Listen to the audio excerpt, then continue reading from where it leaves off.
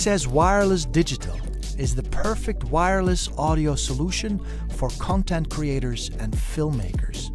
Thanks to a 2.4 GHz transmission, XS Wireless Digital is a truly plug-and-play system that allows you to upgrade your in-camera audio with one-button operation. With a variety of configurations to choose from, this entry point into the world of wireless will improve your workflow and will expand the possibilities of how you capture audio for your video. For more information, visit sennheiser.com/xswd.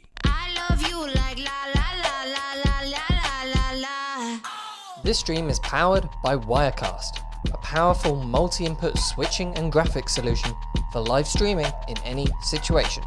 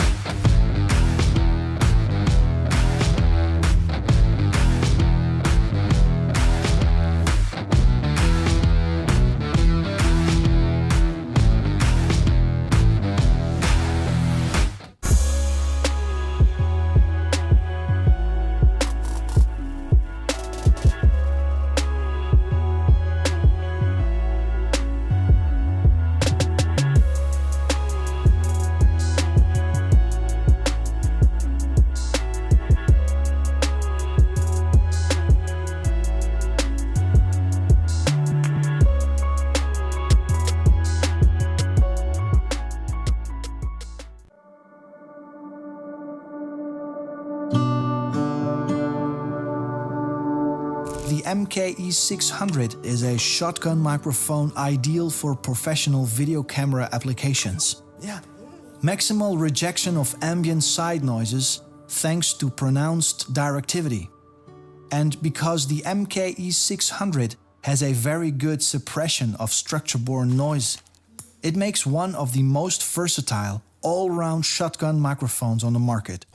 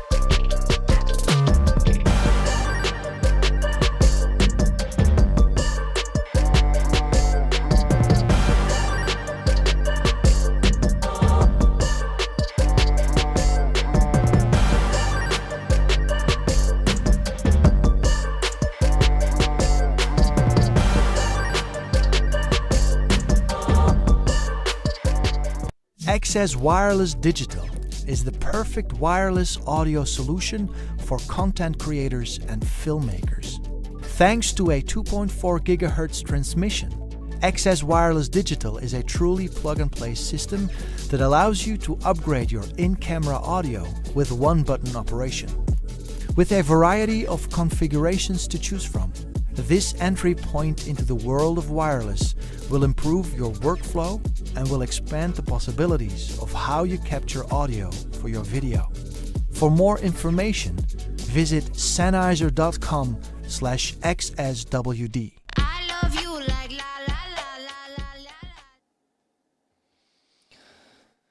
Okay, welcome everyone to ProAV Live with Ollie Kenchington. Thank you for joining us, Ollie. Thank you very much, Carl. Thanks for inviting me along. No problem at all. So, bit of background for those watching. This is going to be one of a series of live streams which we're going to do with a whole bunch of different people, breaking down projects. So, looking at actual pieces of work that people that you're very used to seeing on the channel, people like Ollie, breaking down actual real life projects that you guys have been working on, and going behind the scenes a little bit on terms of the kit used, the business model behind it, how they work with the clients, all of that sort of thing. So for those of us, those people watching who maybe haven't had the pleasure yet, Ollie, do you want to start by introducing yourselves a little bit? Yeah, certainly. Yeah. So my name is Ollie Kenchington. I am a colorist first and foremost, and also run a corporate film production company called Coro Films. Mm-hmm. And it's through that company that the content that we're going to be looking at today for Byron was produced. I sometimes shoot, sometimes direct, sometimes produce, sometimes edit, sometimes nothing at all. The projects that come through Coro Films, depending on my mood and availability of budgets.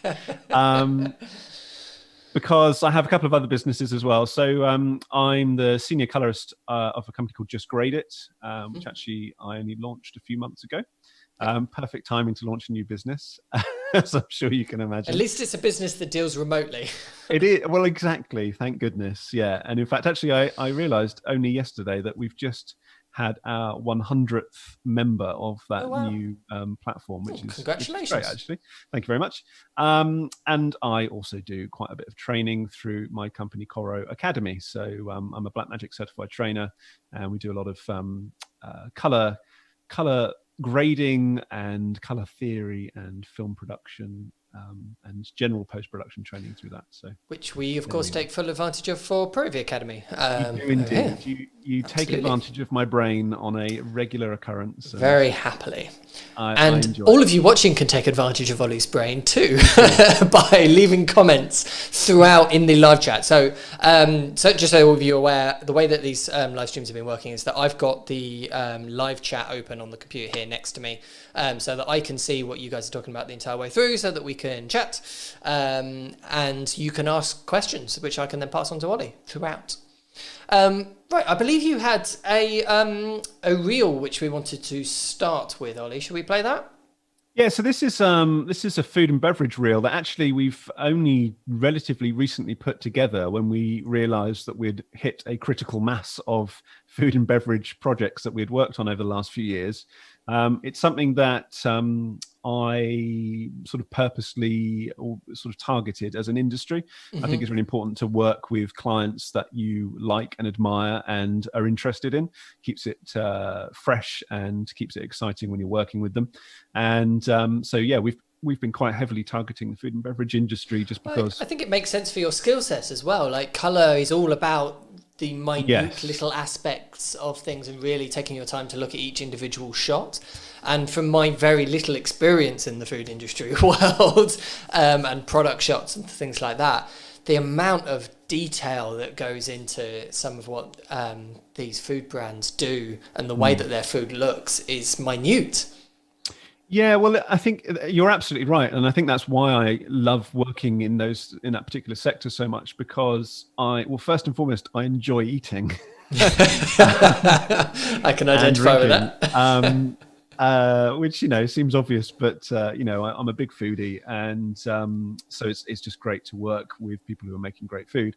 And the other thing is, you're absolutely right. There's that attention to detail, and it really is of the utmost importance that their product, whether that's a pack shot or the product being made in front of the camera, however it's displayed, the attention to detail, and particularly the color critical aspect of it, ticks a lot of boxes for me. I absolutely making sure that lettuce appears fresh and crunchy and all that sort of stuff. Absolutely right. You'll be amazed the conversations and hours that get poured over the color and reflectivity is also another one which we'll talk about. But anyway, yes, play the reel. Cool. Let's play this reel.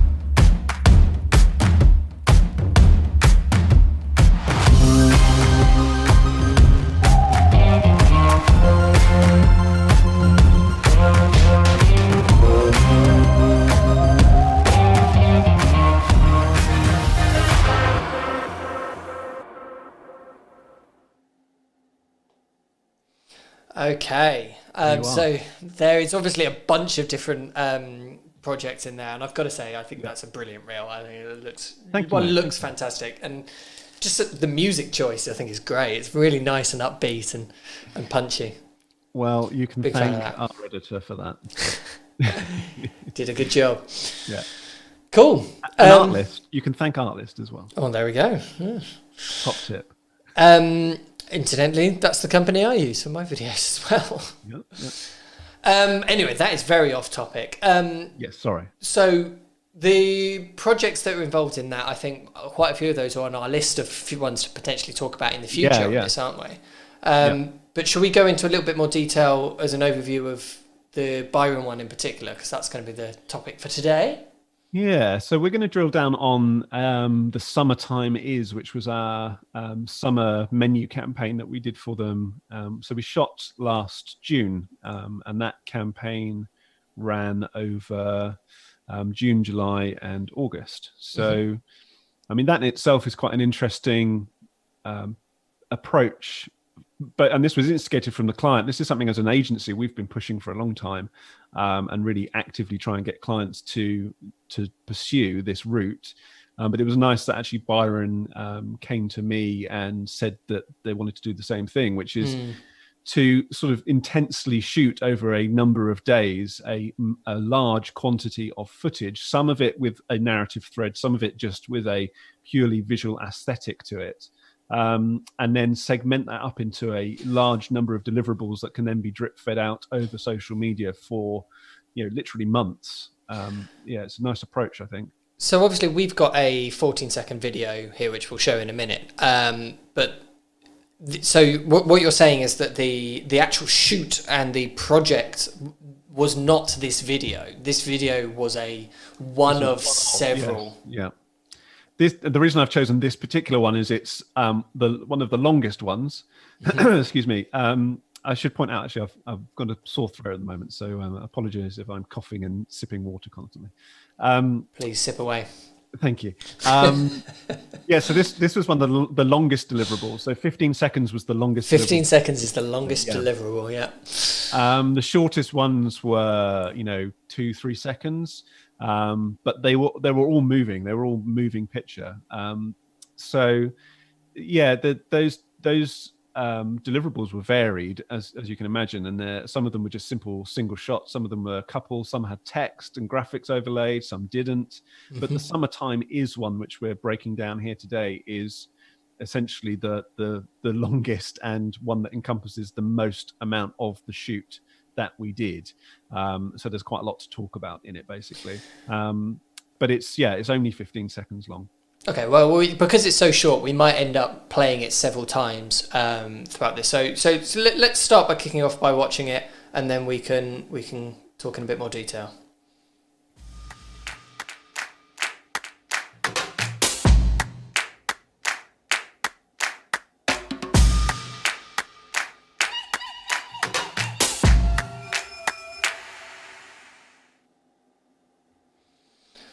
Okay, short and sweet. It's short and sweet, yeah. So I think the number of deliverables that we got out of, so it was a 2-day shoot, first and foremost, meant to be back to back originally, but for reasons we'll go into in a minute, ended up being a couple of weeks apart.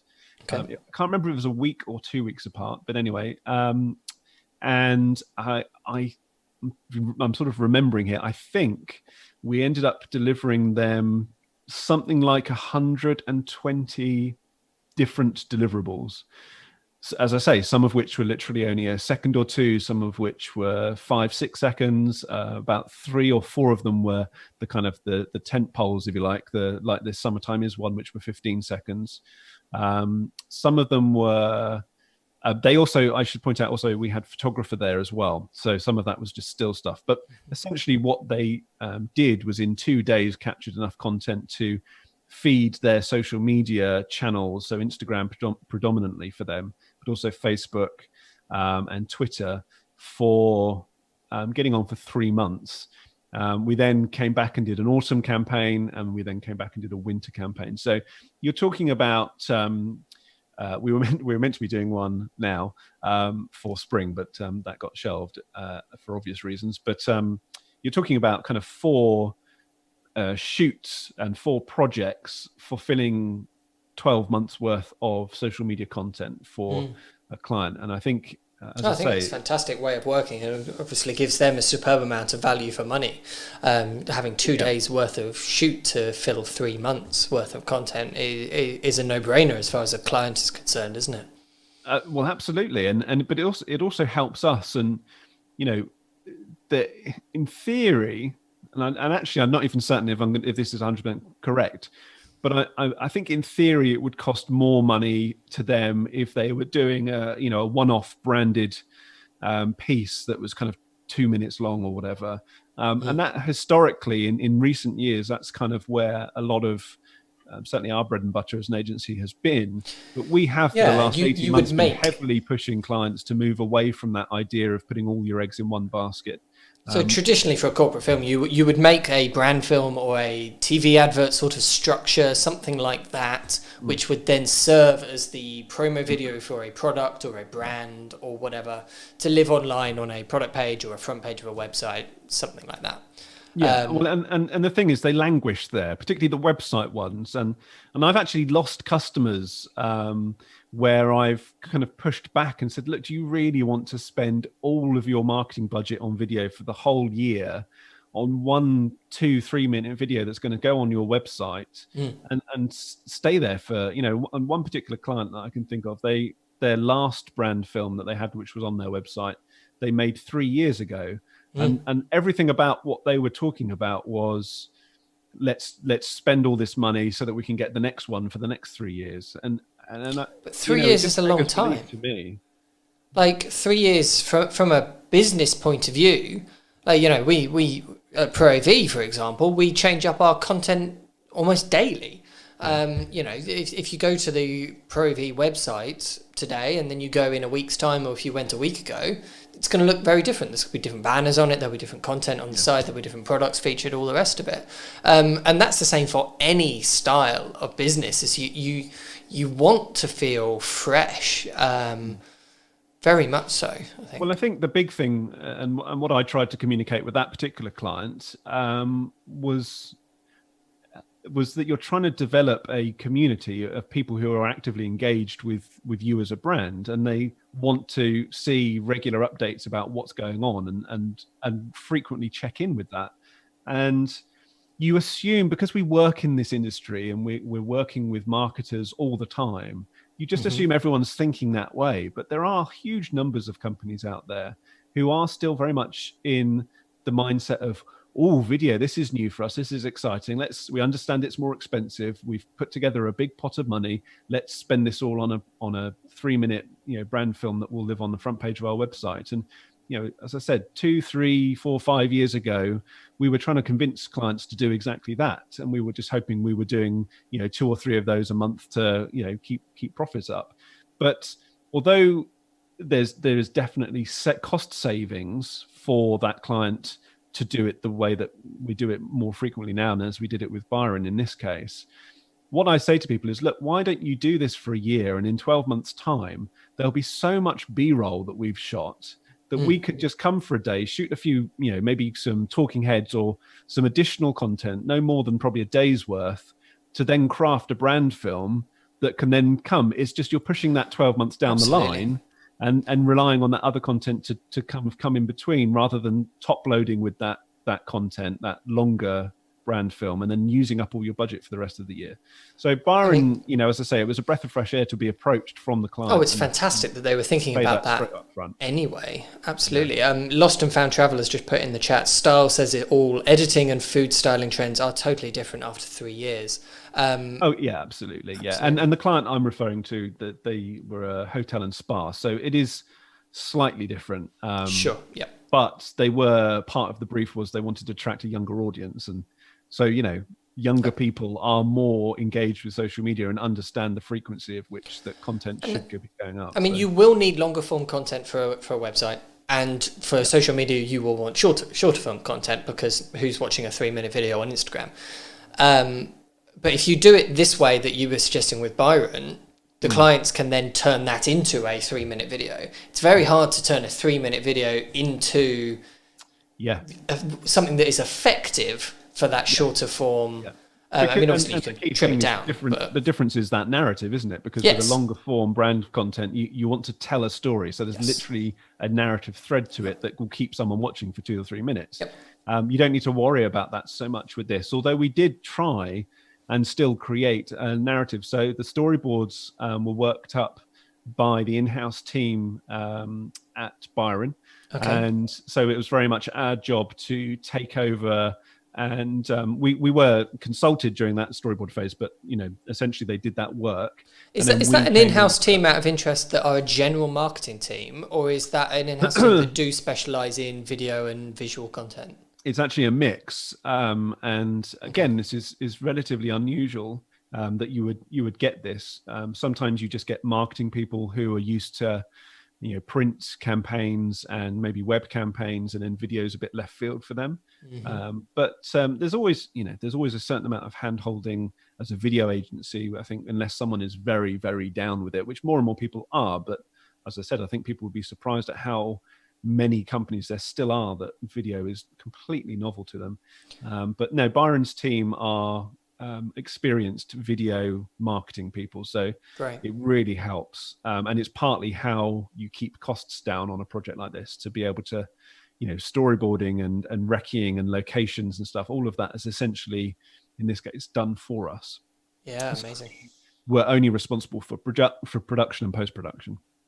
So Katotua has asked, web advertising is going to become, do you think web advertising is going to become a bigger piece of the marketing budgets for companies like this, even more so in the future? I don't think you need a crystal ball just to say yes to that one. And I think you can pretty safe that you're going to be probably right. I think marketing generally is going up constantly, and the share of marketing that's proportions to video is the thing that's increasing at the quickest rate.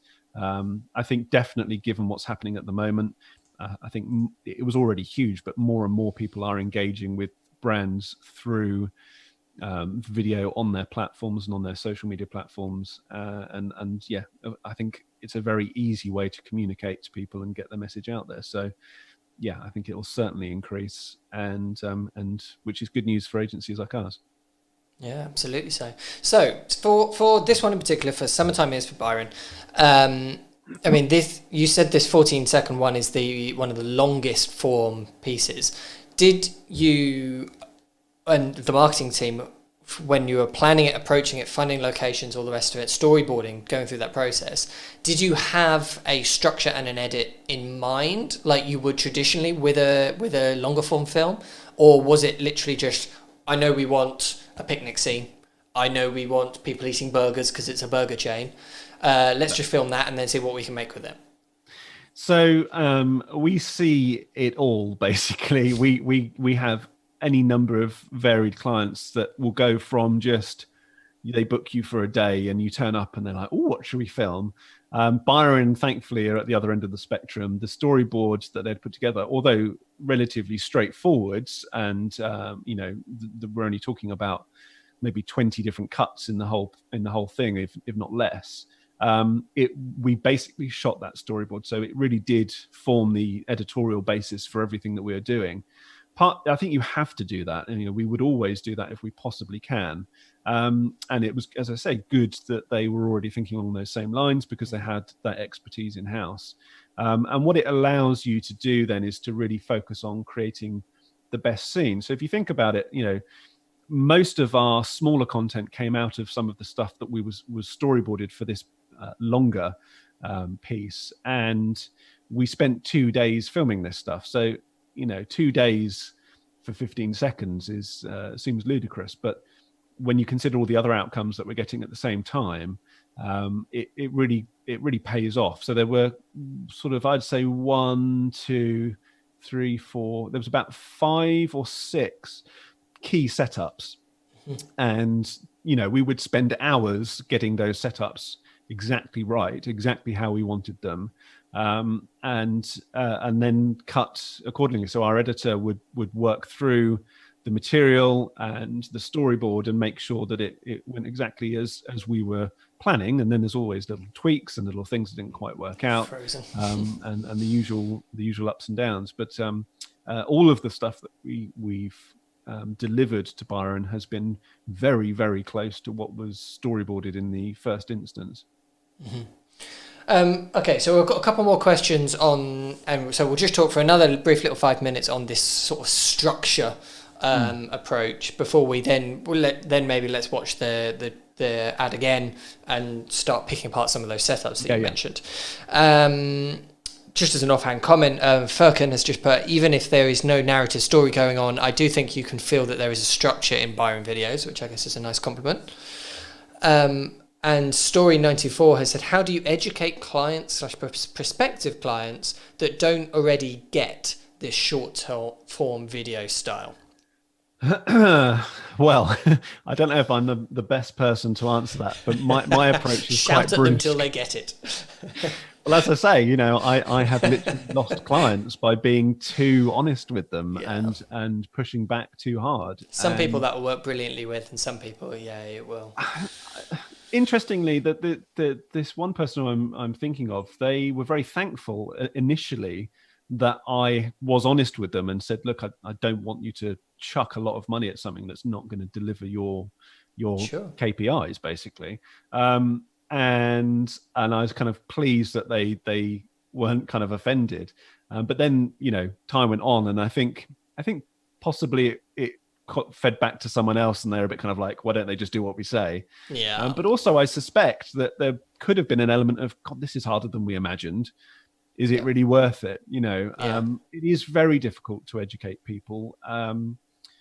You also have to be wary that you don't end up making everything that a client wants look like what you think it should look like.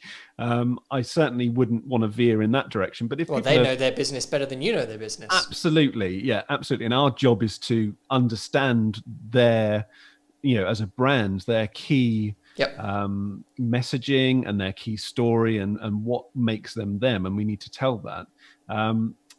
But if someone sends you a brief that says we want to engage with a younger audience, and then says they're going to put one video on their website and leave it there for 3 years, I think you have to say something, and you have to always back it up. You can't just say, well, I think this. You have to show them. You have to say, well, look, we did this for someone else. They're a similar business. Yeah. Or if you've never done any work that relates to what they've done, then you can show other stuff. So you can say, well, look, this is a competitor of yours, or this is a similar brand in another country, or, depending on how close to home you want it to be, and say, well, look, this is what they did. Can you see how this is probably a better route, and we could do something like this for you? Sure. And if you're showing them stuff that's exciting, then hopefully it just kind of clicks and they can go off. But yeah, it is a very delicate tightrope. Yep. Okay, so let's watch that 15 seconds again, and then let's break down some of those setups.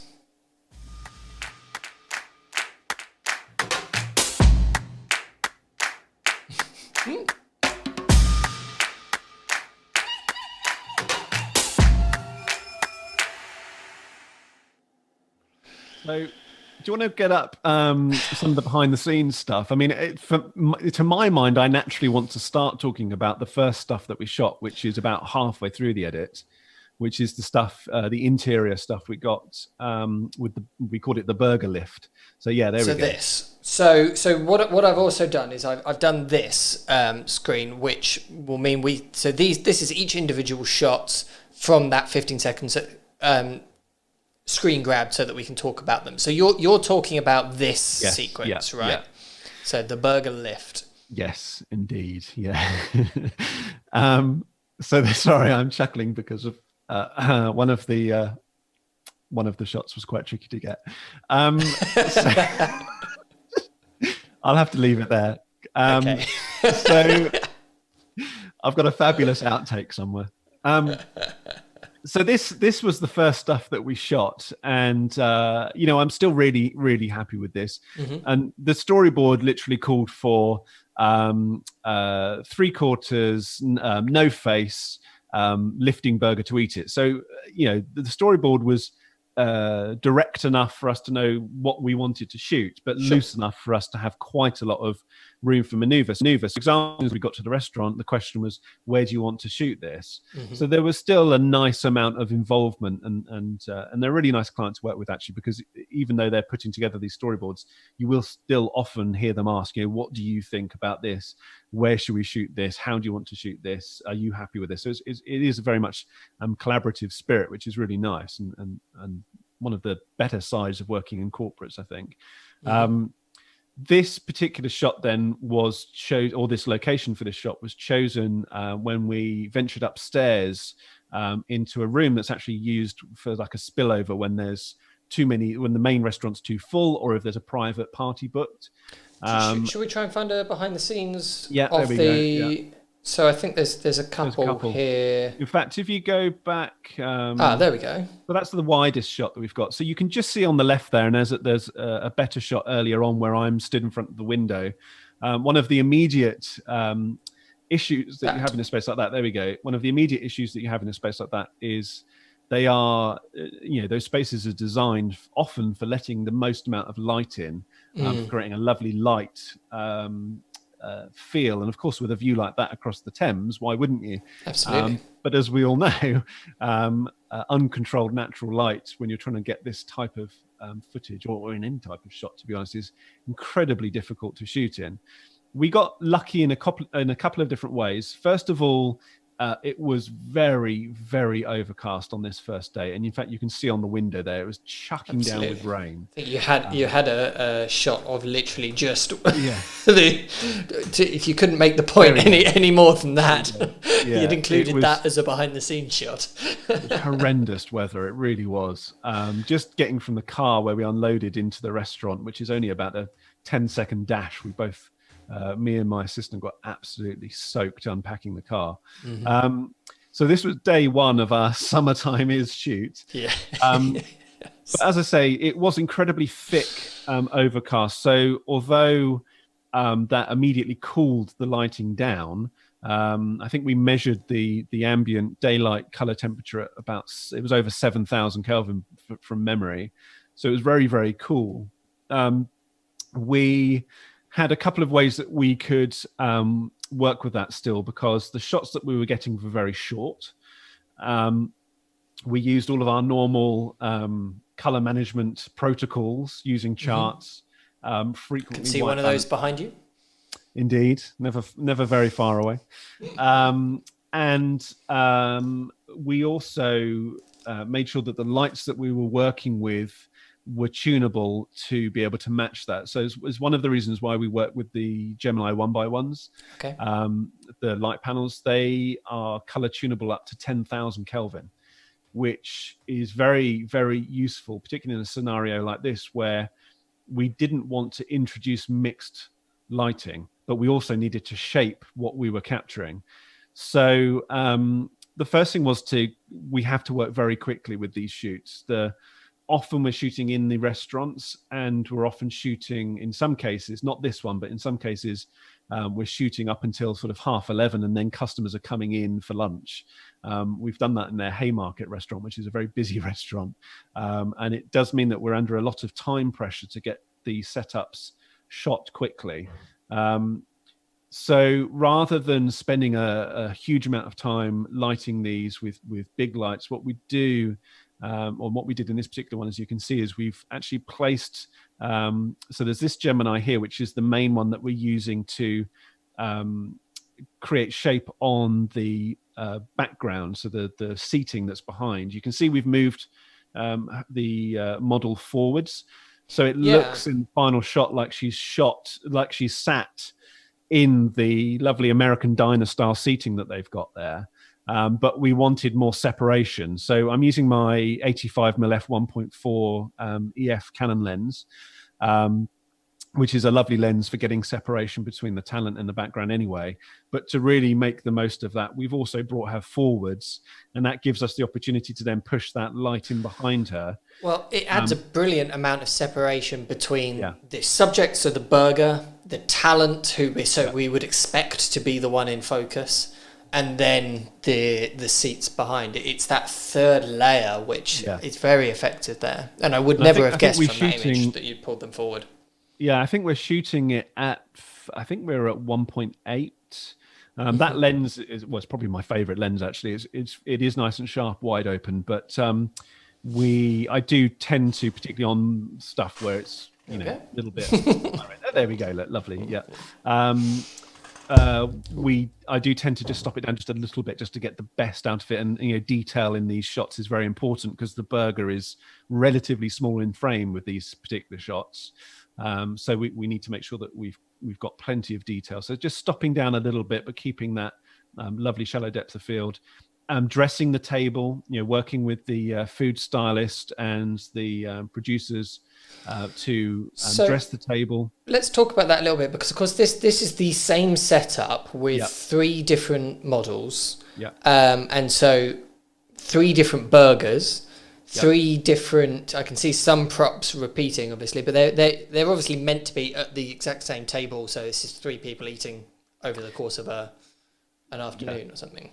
So so there's the beer and chips and burger for one guy. There's the cocktail with the girl. Then there's the pint of beer and the sweet potato fries with the other chap. And so this is where it's hugely valuable when the client's there. You've got the food stylist, and they're able to think what products and they understand their customers. This is the most important. They understand their customers better than anyone. So from their point of view, what this is immediately saying, because I'd expect Byron to go there and get a nice burger. It's a burger place. Yeah. What I wouldn't necessarily expect is to go there and have a beer with my burger like I would in a pub. Yeah. And that's quite a good message that they've very subtly slotted in there. Well, it's something that's actually you'll see that recurs as well in the other scenes, because they do have some of their own brand beers, and even the ones that aren't their own brands, they're very careful about how they curate their drinks list. And it was probably one of the most surprising elements, actually, when I started working with them, was how exhaustive and quite novel. I mean, there's quite a few drinks I'd never seen before that they have in the restaurants, and so that food and drink pairing for them is not an afterthought at all. So there's a lot of thought that went into what was on the table and what went with what burger, for example. So they weren't putting beers with burgers that wouldn't necessarily reflect those flavors, and they weren't putting cocktails with burgers that wouldn't necessarily reflect those flavors. So it's nice that it's thought about on that level. It also, from a set design point of view, it helps again with that isolation of the burger. So we're focused on the burger, not the talent. Deliberately cutting off the top half of their head. It's all about the experience of sitting, raising that burger up and taking that first bite. So, it's all carefully planned around the sensation of eliciting the sensation from the viewer of that experience of taking that first bite. And one thing I particularly like from a directing point of view on this shot, which is such a small little thing, the beer is moving. So that beer, if you watch it in real time, this is obviously still image, but it's sloshing in the glass as if it's literally just been put down. Was that a conscious thing, or was that? happy So accident. we had multiple takes, and there were some where it wasn't and some where it was. Our editor would have picked the one that kind of feels the most natural, like because it's obviously a highly stylized and sort of, particularly being symmetrical like that, which is, I think, always a very purposeful design decision from framing to have that symmetry. It's aesthetically pleasing, but it's also very knowingly choreographed. And so whenever you use symmetry in that way, I think you have to be quite careful about it. Being able to actually have like beers down grabbing the burger, I think it helps a lot. So that's us framing it. We're using on our monitors, just using some frame guides. Obviously, this going out for social and predominantly Instagram. We wanted to make sure that the framing worked as a square frame. Just a simple case of putting on the frame guides, but making sure that the full frame was usable as well. Everything's just slightly pushed into the frame just to make sure that it fits in there nicely. And what we did was we left that set up. The Gemini that you could see that was facing up into the white ceiling, that's definitely a case of, thinking on our feet, needing to create a soft light that matches the large soft light that we've got coming in through the windows, measuring the color temperature of that daylight with all of our lights off and all the house lights off, taking that reading, which, let's say it was 7,200, plumbing that into the Gemini, and then bouncing that off at full, the lights at full output, bouncing that off the white ceiling to fill the couch behind the model. And then I think if you go back to that shot of the big window with me in front of it, you can see the other lights we've got there. Some of it's a bit Heath Robinson, like the frost that's just kind of clipped. Isn't it always Heath Robinson? That's video production, isn't it? It'd be nice to have a proper frame in front of it, but there you go. Just working very quickly. So there's actually two lights there. One of them, they're both out of shot, but the one with the frost in front of it is a Gemini 2x1. Okay. Yeah. So that's a 2x1. That's our main key for the talent. And then the one that you can't see, that's the one that's faced up into the ceiling. Oh, okay, that's the one. Down into the background. And if you go to the final frame, you can see what that enabled us to do is to create... final frame, sorry, that. Yeah, so you can see that what that's enabled us to do is to create a shaped face. We've got that sculpting, that 50-50 sculpting on the face. So this is coming from the 2x1, going through the frost, all of this bit on his hand there, like that. Yeah. And then the couch, because it's got that sort of padded American diner style, you can see there's a highlight, there's a key and a fill side on the couch. Yeah. That without that light bouncing up into the ceiling, the background was completely flat, because as you saw, so this isn't coming from the 2x1 then? No, that's coming from the 1x1. Interesting. Okay. Yeah. And so by moving them forwards, we've got that separation in terms of depth of field, but we've also given ourselves room to then have the lights. We could have done it a bit closer, but you would have had to start flagging things off, which we just didn't have the time or space to do. Sure. It's quite deceptive, those photographs. That space was tiny, and you've got to remember we need a space for hair and makeup. We need a space for food styling. We need a space for food prep and just holding the ingredients before they go to the food stylist. Mm-hmm. And we've got something like 5, I think, models who are also need places for costume change, and all of our equipment and my assistant, all in a room that was probably about 25 square meters, I'd say. So it's a bit of a tricky juggling act. Absolutely. So camera-wise for all of this, the main camera was the C200. Yeah, right? I think if you that shot of me against the window, you can see I'm hand holding the C200 at that particular point. I often shoot handheld. I do love, particularly with the stabilized lenses, the 85mm 1.4s stabilized. So I do shoot like that quite often, and you can just about see that my left leg is bent. I must. You're doing the casual lean slide. I'm doing the classic, shifting my weight from one leg to the other, getting a little bit of parallax. Shooting, I think we were shooting all of this at 50 frames, 4K, but everything that we shot for them was MP4. So the C200 has the 8-bit MP4, and it also has 10 or 12-bit RAW. Yes, you can, and even see there. There we go. Yeah. So often on our commercial stuff, we would actually do RAW, but on this, we needed a much quicker and more lightweight turnaround for post-production. It was a very tight turnaround for post-production. And we didn't want to have to take in those extra overheads for time with processing RAW. And, obviously when you're shooting RAW, there's no internal noise reduction being applied. So particularly a shot like this where it's quite heavily backlit and the burger is a dark material, we didn't want to have to be dealing with noise reduction to on certain parts of the shot. So RAW is one aspect of it, but there's also wide DR, which I to be honest, I'm quite surprised that I would have expected, particularly being a colorist, I think I wouldn't be alone in this, that you would be sticking to log the entire way through.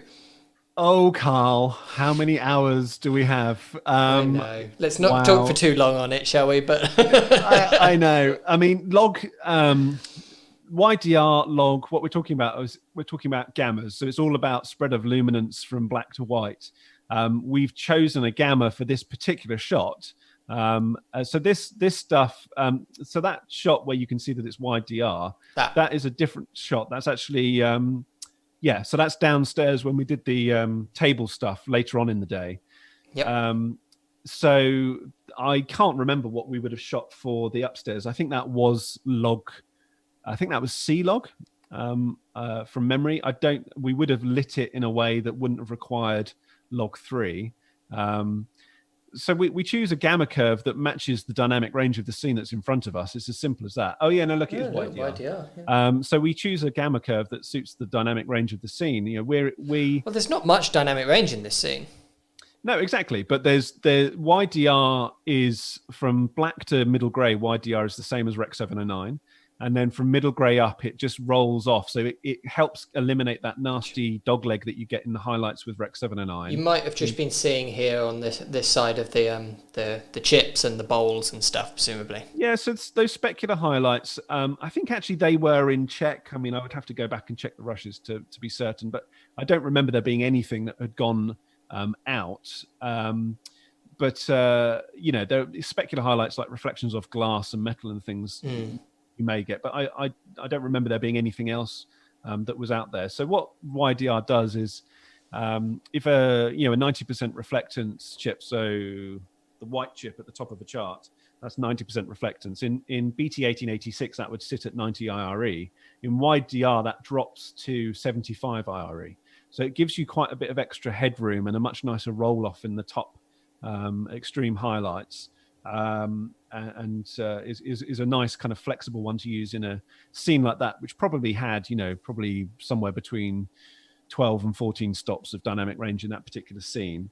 So it just helps kind of contain that but still is an image that takes very little grading because, as I said, the bottom half of it, which is where your talent and subject and everything below is placed, is the same as Rec 709. So it means that we don't need to do much color grading at all.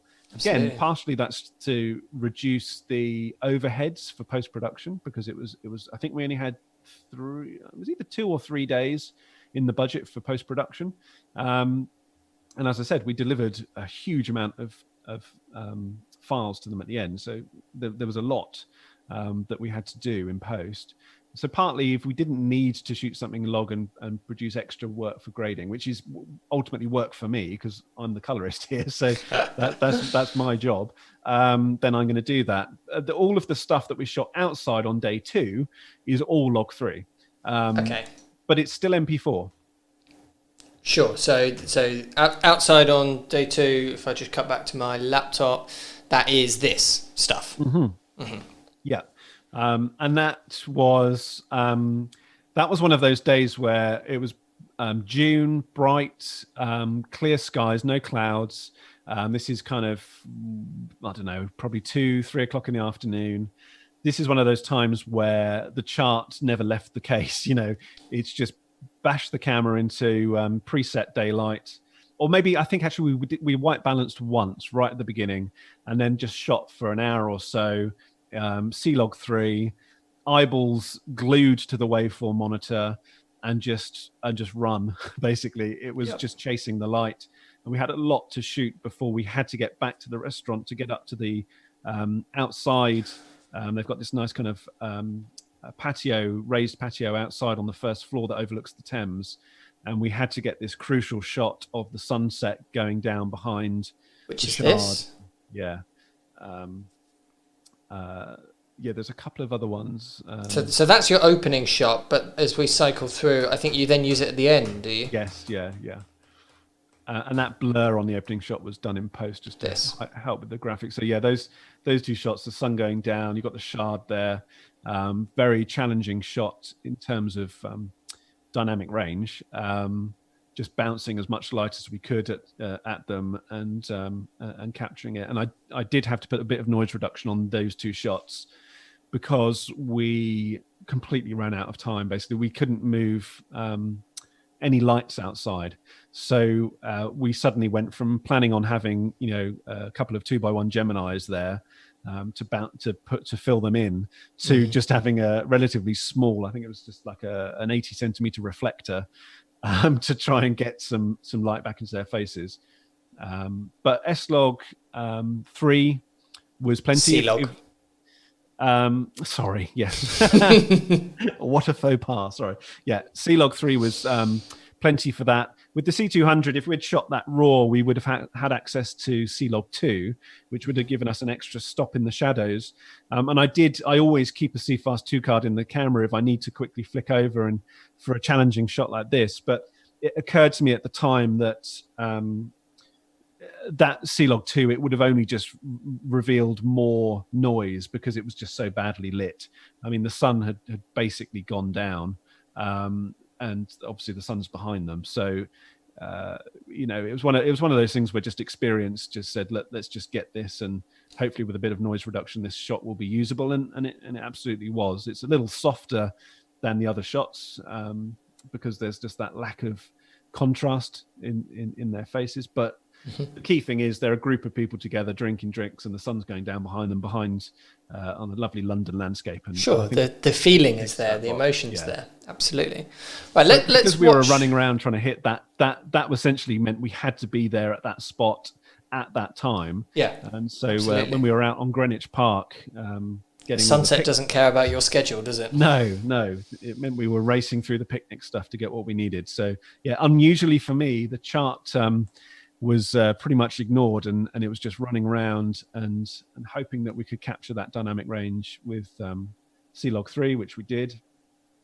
Plenty of stuff where it was flaring in the lens and pointing into the sun, and it just looked beautiful. Actually, it really worked very nicely. One of the nice things I like about, particularly when you've got an extreme highlight like the sun in shot when you're shooting C-Log 3, is often grading it is just a case of pulling the black point down to 0 and just a small adjustment to the curve, and it just looks great. It's a very easy curve to grade, and it's quite forgiving. I think Canons are very forgiving of exposing to the right with C-Log 3 in a way that I always used to struggle and still struggle when I get given stuff from other cameras where their log curves are less forgiving when things are exposed to the right in those quite extreme highlight recovery gammas.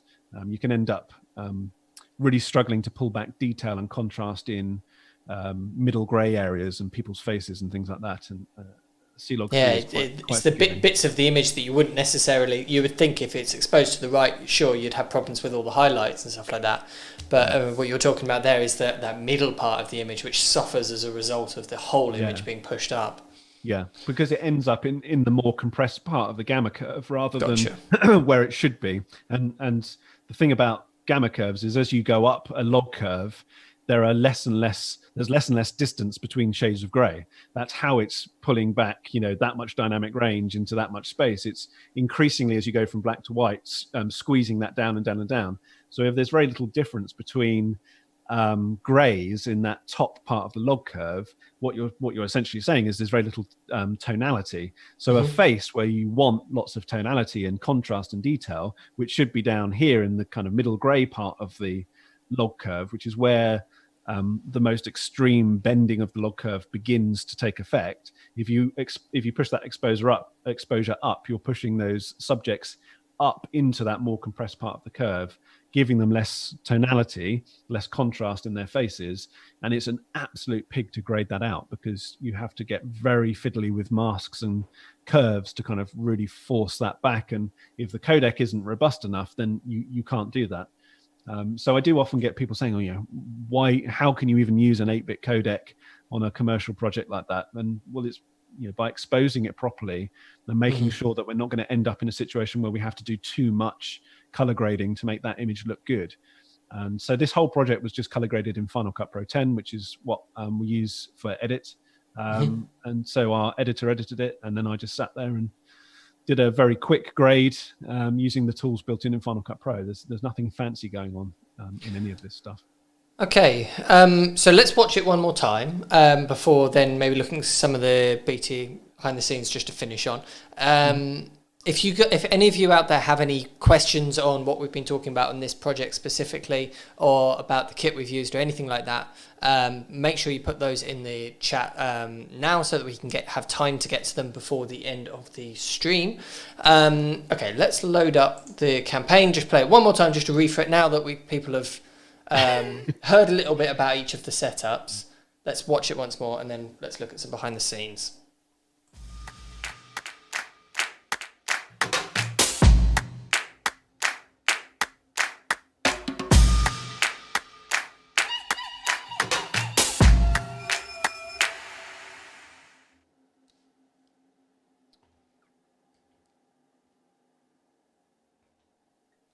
Okay, I thought this would be quite interesting to for people to see.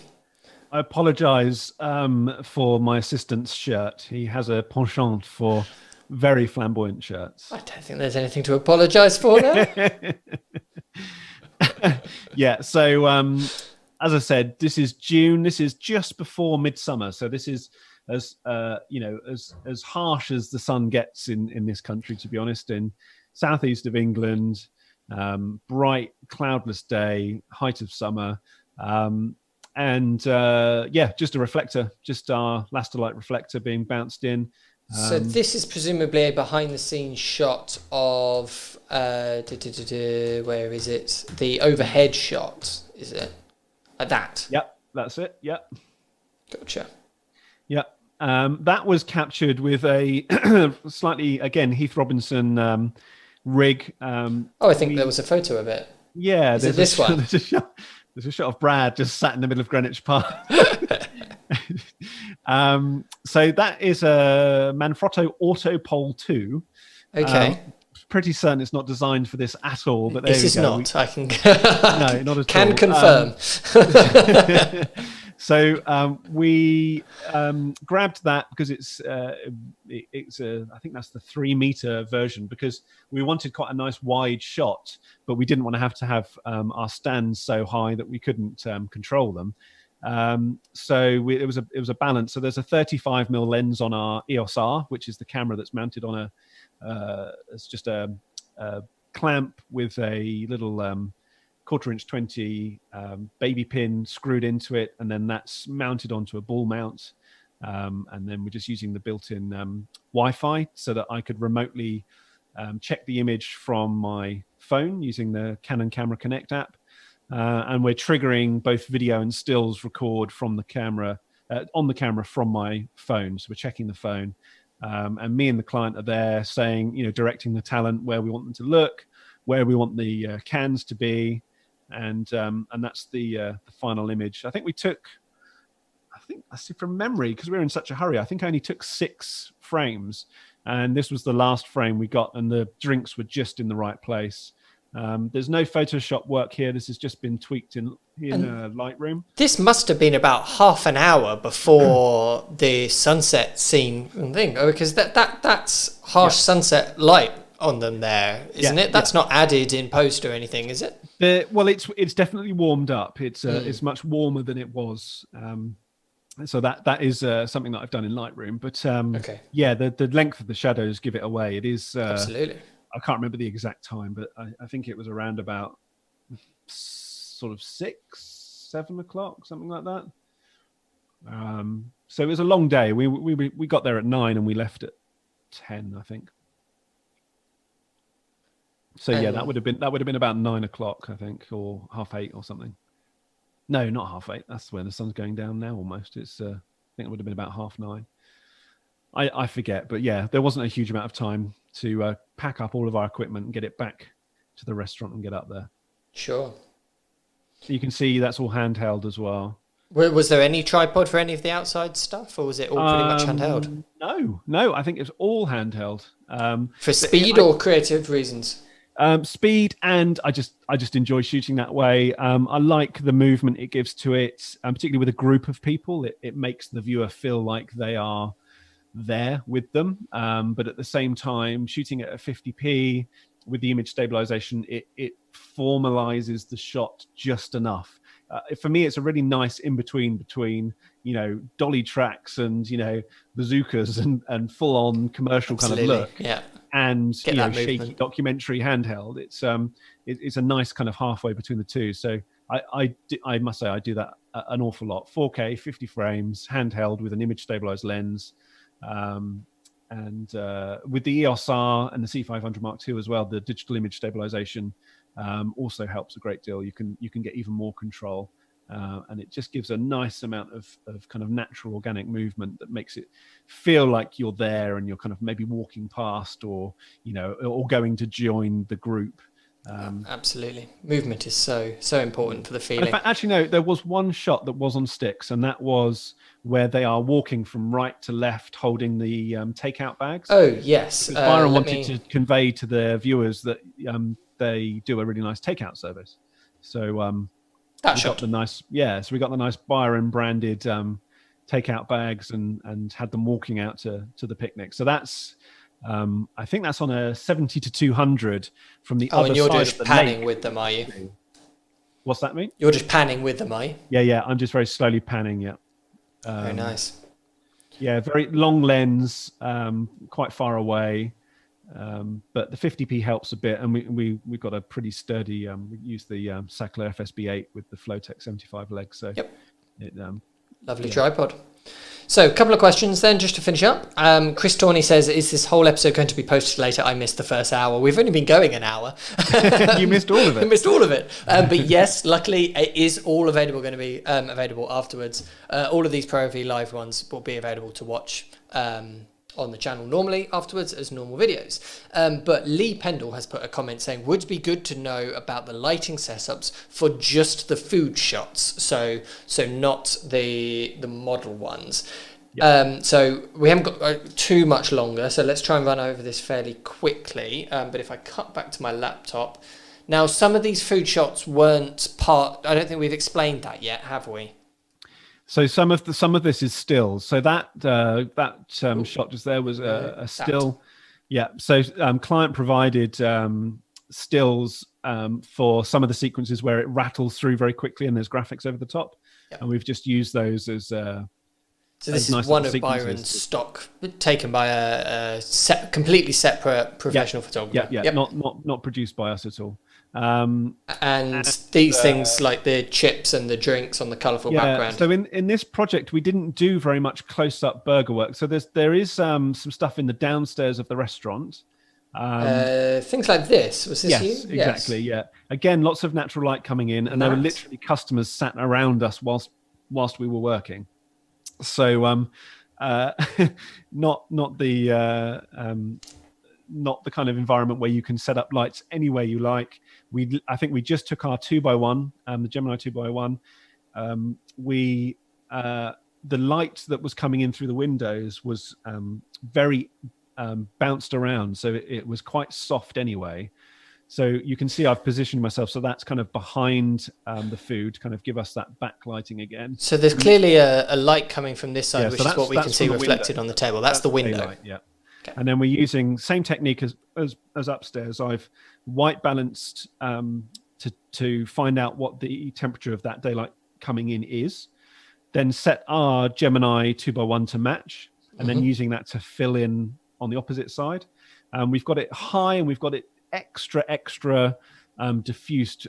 So either bouncing it off the ceiling or putting it through frost, because the key thing that you want with food when you're lighting food is, and this goes, you have more control of this in a studio. So we've done other studio based stuff with Byron on other projects, which we don't have here, but you want it to be as soft as possible, because if you've got harsh specular reflections off shiny things like, the mayonnaise, for example, or if there's any kind of oil or anything on the burger, or of course there's natural oils coming out of the burger patty, too much of that and it looks oily and it looks unappetizing, greasy, bad kind of really specular highlight. Yeah. So we tried our best. I have to admit that there are shots in this sequence where we just couldn't manage that because it was so fast turnaround and an environment which we just didn't have much control over. But as I say, there are other projects we've worked on them, in terms of the autumn and winter campaigns we did later last year, where we've got more control, and I've got other BTS stuff that maybe we can go through another time, another hour. Absolutely. Where we were using things like the Lao probe lens. Oh, nice. Yeah. So but just to answer Lee's question, and hello Lee, by the way, just to answer Lee's question in a bit more detail, if you're shooting food generally, my approach would always be to top light evenly as possible. So your main fill of the scene is from the top, maybe slightly behind, and as put it through as much diffusion as you can, and use as big a source as you can, and then use lights from the side to pick out specific things. So you can either use sort of small 1x1s is what we use, and we're using them from the side to give a little bit of shaping to the food. Or by small, how small do you mean? Do you mean like a little aperture MC type thing? We used a 1x1, but you can use things like dados, anything where you can actually pick out specific things. So Ian Murray, who's a great DOP who I follow and often look at his work, he does a fair amount of food stuff as well, and I know he uses the reflector system to bounce small spots from focused dado lights into specific areas, and it's really good. He actually ends up with, from the stuff I've seen that he's done, because interestingly he's done stuff with McDonald's, the stuff that he ends up with looks very similar to what we've got here, but we've got it this way through lots of natural light spilling into the scene and just bodies blocking that light. Sure. He's managing to create a very natural look in a studio environment. So much harder, and hats off to him for that. But in the studio stuff, it's much harder to make it look sort of organic like this. Here we're trying to obey those same principles, and using a nice wide prime lens. Again, this is the 85mm f1.4, just to create that separation, that slight sort of milkiness. This would have been shot C-Log 3 to give us those nice kind of gentle roll off in those edges of the bowl and stuff. So it all comes together eventually, but it's not the easiest thing in the world. No. And color management is very important, making sure that you're representing the client's product as best you can. And when you've got food stylists there who are great people to work with, you're often collaborating with them, you're talking to them, they're looking at your monitor, you're watching what they're doing, and that you really help sort of each other understand what's important here, what must we look right, where can we kind of focus away from, and where are we trying to get the viewer to pay attention to. And it's a great collaborative effort, I have to say, with food. There's actually a lot of people that are working, from the people who are cooking it and the way they're cooking it, to the way it's presented on the plate, and the accoutrements and accompaniments on the table, and the lighting and camera and everything. It all has to come together so that someone sees it and thinks, A, I want to go and eat that, and B, when they do go and eat that, hopefully they don't go, well, this doesn't look anything like what I that saw. middle ground. Yeah, absolutely. So to finish up, Kagoto is asking, is there any other channel where we could follow your work, Ollie? And Furkan has already very kindly put a little link to your Coro Films Vimeo page there, which is good. Yeah, but yeah, where can people find you? Yeah, so corofilms.com is our website. At Coro Films is our handle on Facebook and Instagram and Twitter. If you want educational stuff, at Coro Academy is our handle for social media for Coro Academy. The website's coroacademy.com. Coro is spelled K-O-R-R-O, just so everyone knows. And Just Grade It, if you're looking for color grading services, Just Grade It. The website is justgrade.it. Thank you, Italy, for that one. And again, the handle on social media is at Just Grade It. Very nice. Okay, so thank you very much for everyone who watched. Thank you everyone who put a comment. It's absolutely brilliant to be able to structure these things around what people is asking. Is so good. And let's do more of these. Let's break down more topics and stuff like that. Absolutely. Thank you very much, Ollie, for joining me. And for everyone out there, tomorrow we have got another live stream. We've got one with Red tomorrow, where we're going to be talking about Red as a brand as a whole, and we're going to have a bit of a Q&A session with one of their technicians, Johnny, who is an absolutely fantastic guy and very, very knowledgeable. So if you've got any questions at all about Red Digital Cinema, jump on tomorrow to join us, and we'll be back next week with even more content, some of it canon themed, and well, I'm sure it won't be very long at all till we have you back on again, Ollie. Lovely. Okay. Look forward to it. Cool. Take care, everyone. We'll see you very soon.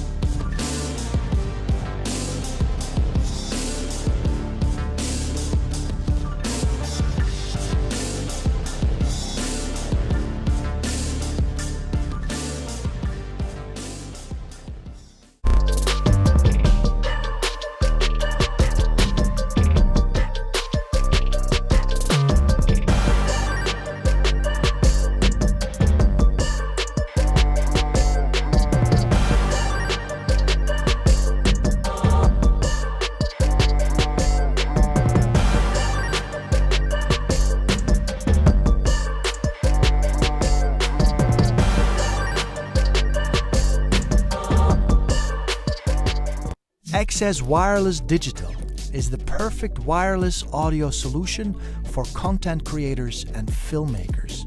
Thanks to a 2.4 GHz transmission, XS Wireless Digital is a truly plug-and-play system that allows you to upgrade your in-camera audio with one-button operation.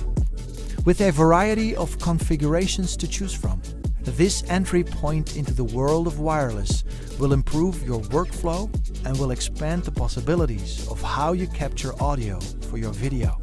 For more information, visit sennheiser.com/xswd.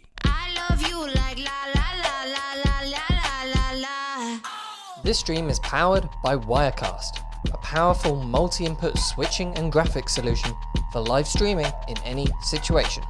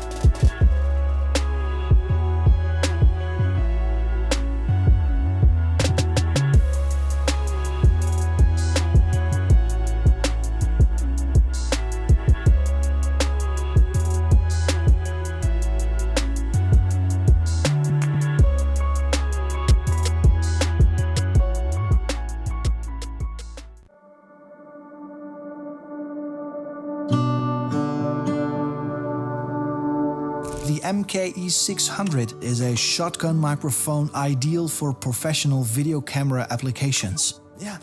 Maximal rejection of ambient side noises thanks to pronounced directivity. And because the MKE600 has a very good suppression of structure-borne noise, it makes one of the most versatile all-round shotgun microphones on the market.